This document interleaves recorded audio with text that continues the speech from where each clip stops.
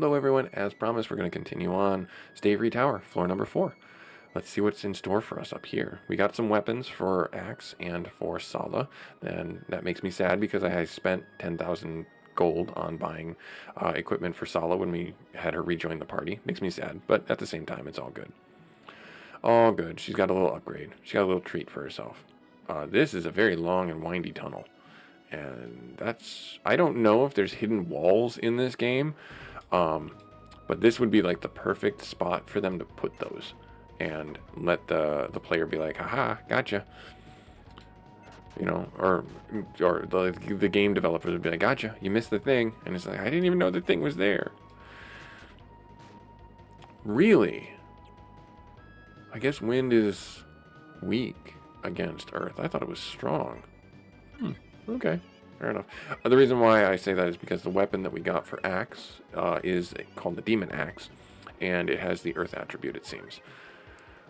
Oh, Earth against Earth is going to be neutral damage. Duh. Silly me. I should have had him take out the bugbear. All good.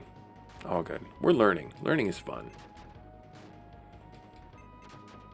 Seems like the Wish Wand is also an attribute for Earth. So good to know.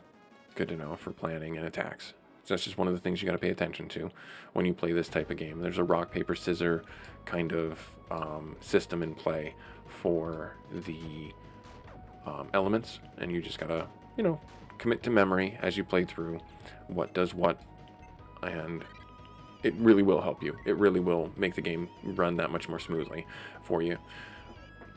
Especially since each one of the cards that you pick up, you can change your attribute to a specific color or a specific attribute, earth, fire, wind, water, and depending on what boss you're up against, it does mitigate the damage even more than upgrading your defense.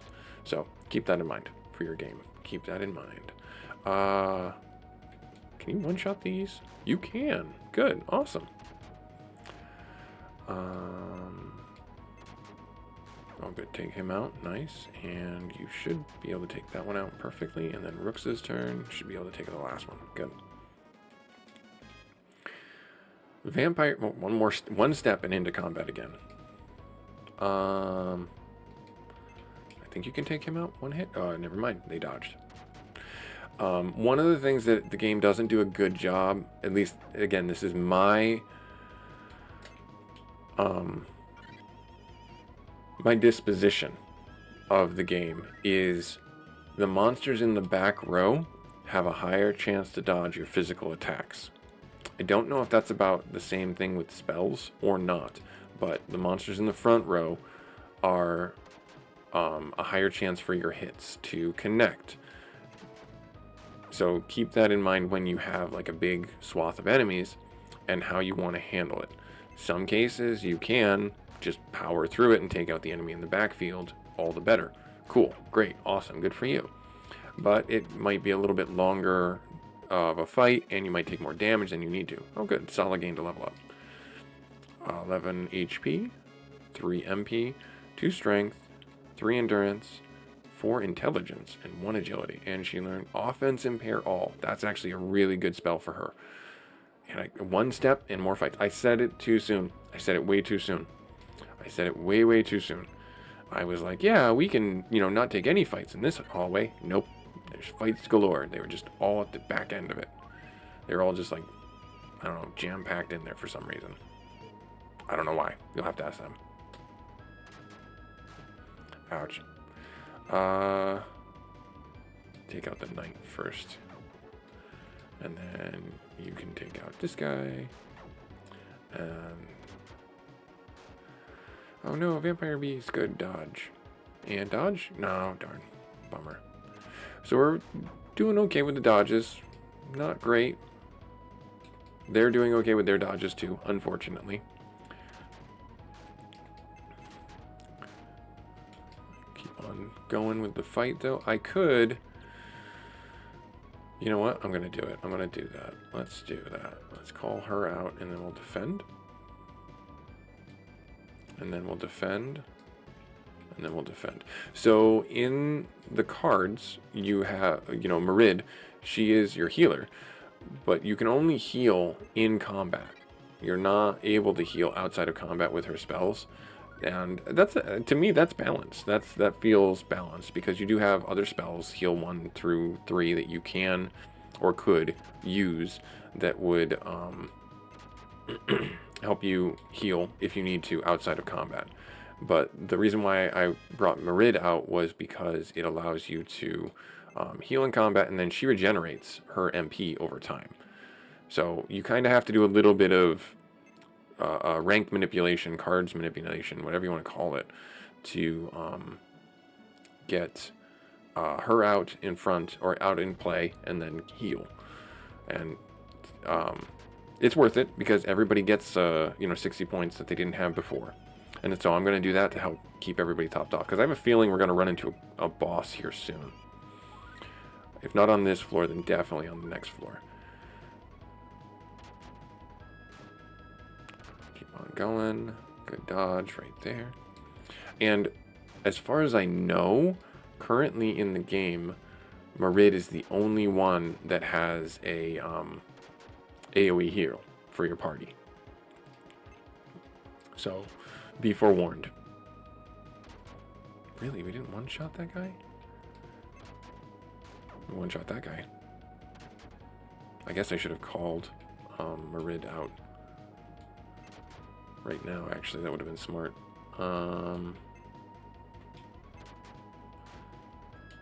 But it's okay. We'll get it. We'll get it. Alright, we'll defend. We'll defend. And then we'll call out Marid. Right there. Ifrit does have a heal, but it's a self-heal. So, unfortunately, you can't really use that on your party. Still kind of useful, though, if you need your card to have a little bit more HP. Or him, I should say, to have a little bit more HP.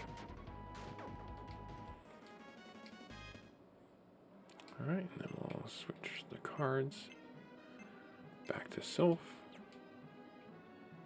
This is a loop, isn't it? It is a loop. I'm so glad I walked that way, right? Yep, good. Gonna get that completionist. But hey, it gives those extra movements gave us that many more points of MP for our cards. So, not bad. Not bad at all. But yeah, so the idea behind Arcana, if you don't know the lore of the game, this is actually from HAL America.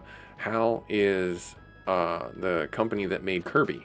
And this game is the first time America ever saw the character Kirby. He's in the opening scene, the opening sequence of the game, and for all of about 30 seconds, you see him. Not even 30 seconds, more like maybe like 5 seconds, you see Kirby. And I just thought that was funny. I just thought that's like really kind of ridiculous.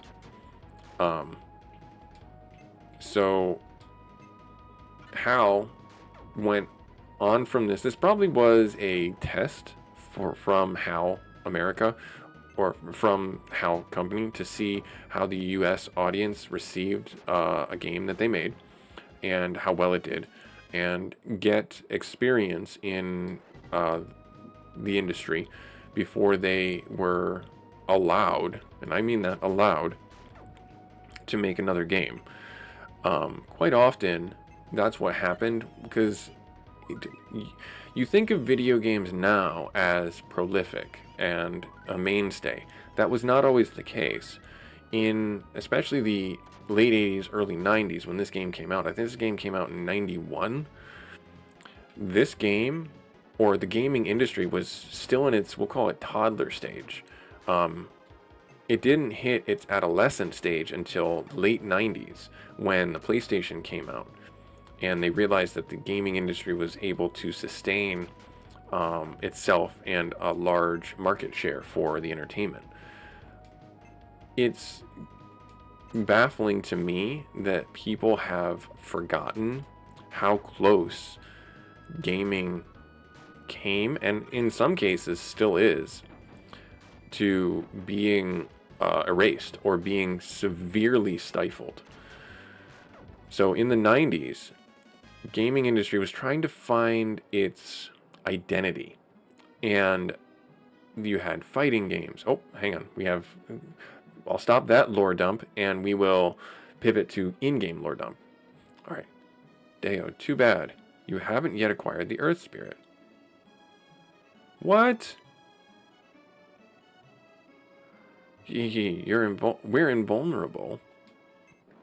Oh no. So the Earth Spirit was a fake? That's makes me sad, actually. Okay, hang on. I gotta double check something. I want to see. So they're water and they are fire. Is it wind that is the best for that? Water? No, wind is strong against fire. So earth would have been the strongest. Okay. Okay, well, we'll do our normal stat increases and things like that. But hey, didn't I tell you? Didn't I tell you? I knew a boss was coming. I just didn't know when. And I wanted to keep myself as topped off as possible. Magic. Do you have... no, I'm going to just have you... How much damage are you going to do to him? A lot, because you got the Earth Axe. Ooh, okay, good. We dodged. Woo! Scary.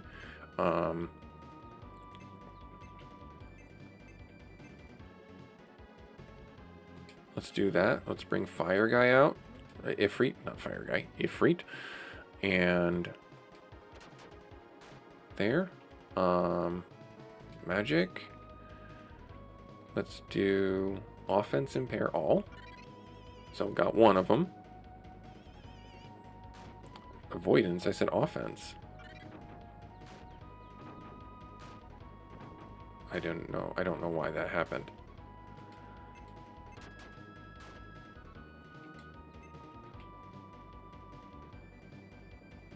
Defense impair all? Okay, so I mean okay, the defense worked. Okay. Keep on focusing on him. Good. Took him out pretty quick, actually. And then we'll do Stomp All. That'll just give us some good damage. And then I will change over to Merid. So we can take out the Flame card. And then hopefully we earn a Ra. And, oh, double turns? Darn it. Ouch. Ouch.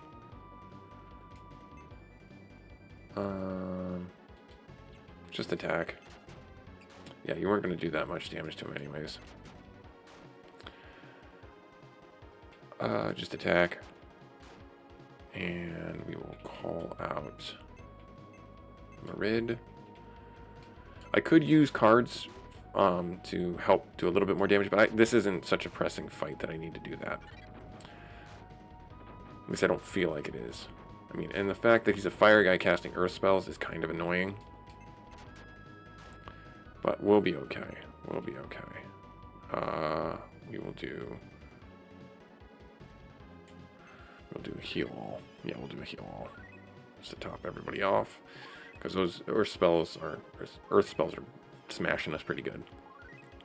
It's in the name. Double attack from Rooks. I'll take it. Okay. There. Now. Water 3. 63 damage. Okay. And how much does your base attack do?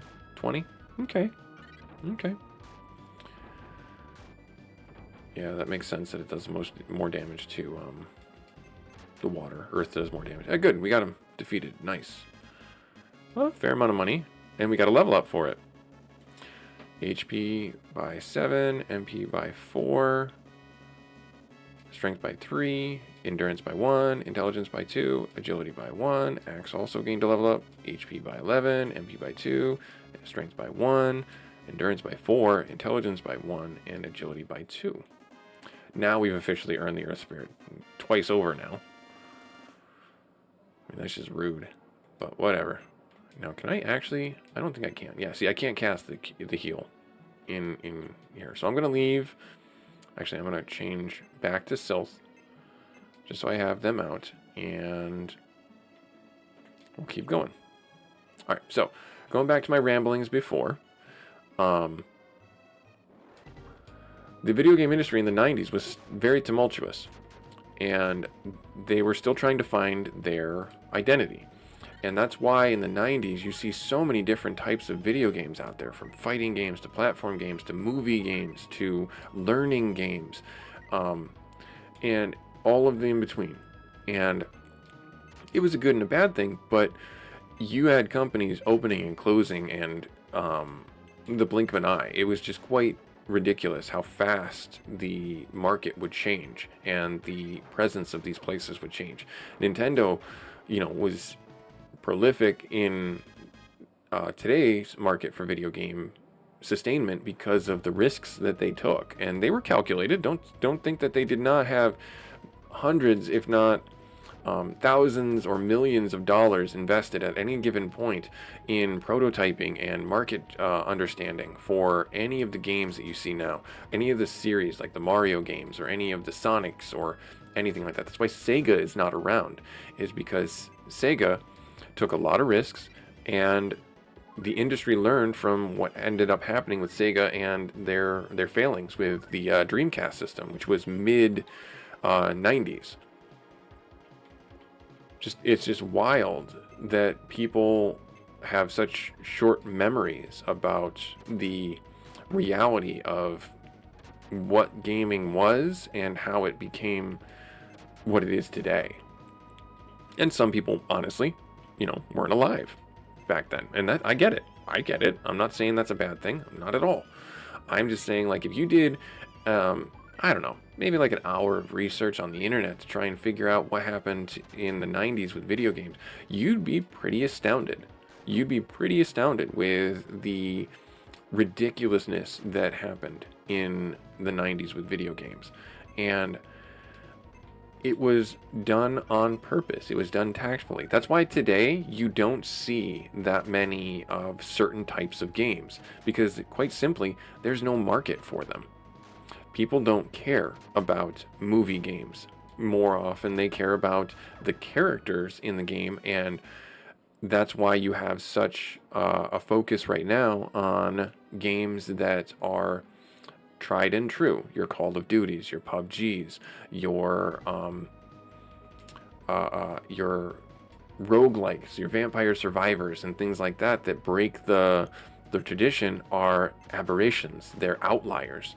And it's just so fun to see where the market goes and when, because you may think it makes no sense, but in actuality, it makes perfect sense to me, because the indie market in video games is what allows these major companies to, lack of a better term, think tank game ideas to move the market one way or another.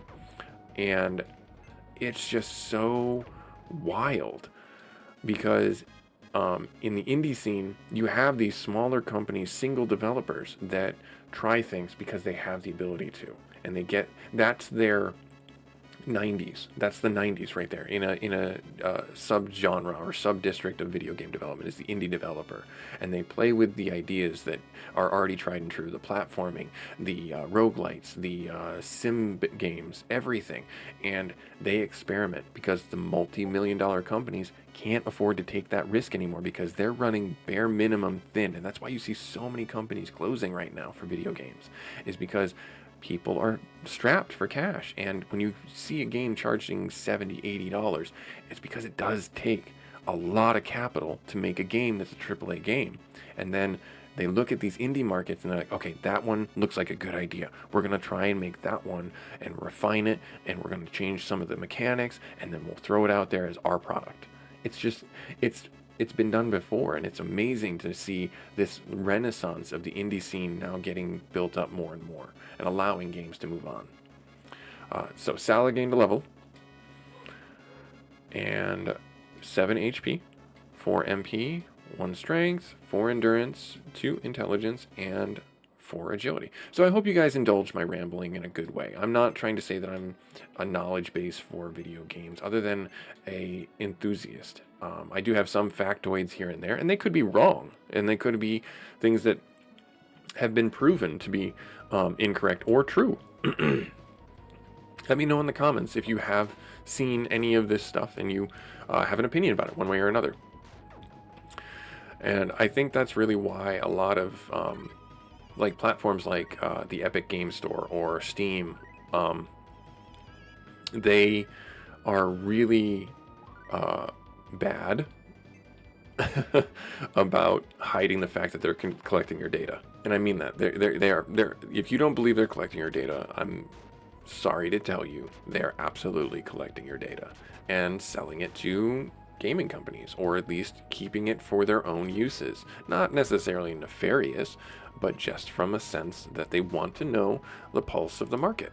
And that's why the Steam Next Fest is so important, or any of the game jams that are out there for making games are so important, because they allow people in the industry to see what's working, who's doing what, and what mechanics kids, or I say kids, that is a large market, but what mechanics people out there in the world are interested in, and where the market is shifting.